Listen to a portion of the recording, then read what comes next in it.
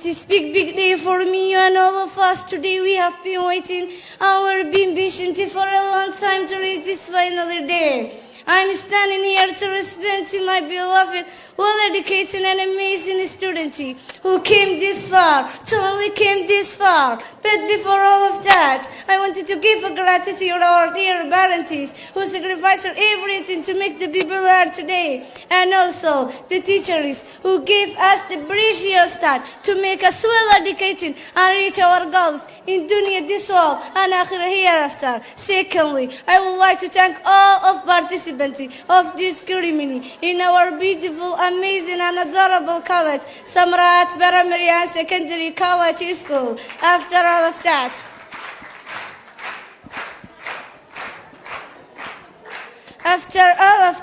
I am here to talk about a valuable topic about importance of education, which is must to know by all of us. Education plays a great role in the life of everyone. Getting proper education is a necessary to get success and happy life. Just like food is a necessary